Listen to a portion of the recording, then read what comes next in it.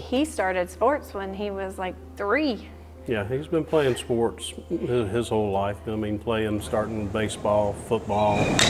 At some point here recently, he had to decide, and choose between lacrosse and baseball, because he had been playing baseball forever. And it was really at that point where we saw a difference, where he was pulling himself out of the games from a lacrosse standpoint, because he plays middie and attack. He's basically on the field the whole time, but he was pulling himself out. Get out him, get out him! Probably around January, February, those first couple of games, he was having those issues breathing, and he just could not recover air. Then when I started noticing having problems recovering muscles, having cramping, just even cramping in his hands and his fingers that were abnormal. Oh yeah!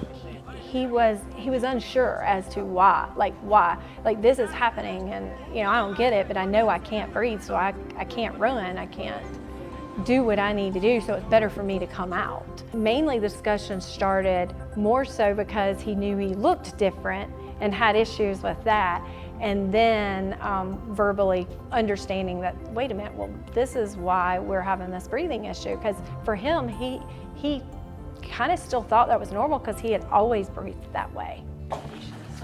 It was. Great, thank you.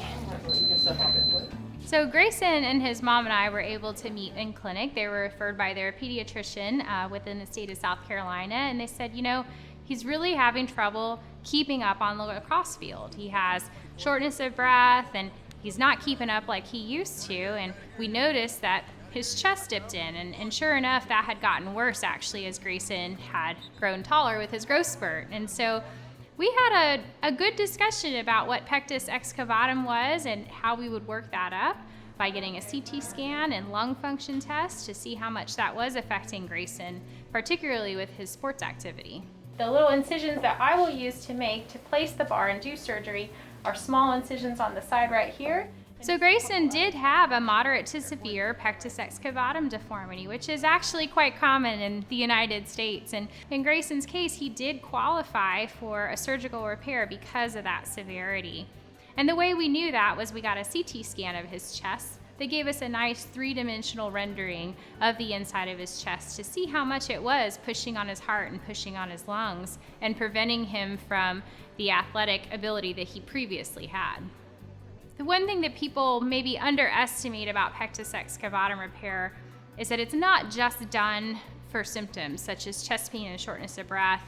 It's done for those reasons, but really, in addition to correcting that, patients who have the physical and self-esteem improvement after correcting this deformity, it is life-changing for them. And that is such a great reward to see. And while it's a tough surgery to go through, even with all of the advances in technology we have, the end result, patients are just terrifically happy with. So that really is a joy.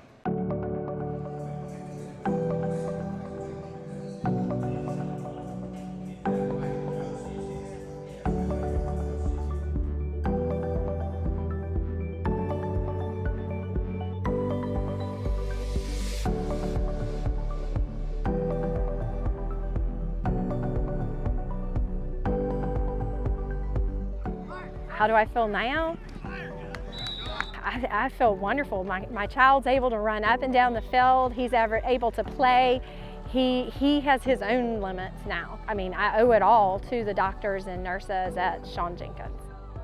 It's truly a joy when we see patients like Grayson walk into clinic after their repair. They're carrying themselves in an entirely different way. They have better posture, they have better confidence, and really satisfying to see that very important part of one's self-awareness really excel. I wouldn't want to have had that surgery with anywhere else, to be honest. It was the best I thought I could get. Even if it gets hard, just remember it's going to be greater at the end. You're going to be best that you ever will be.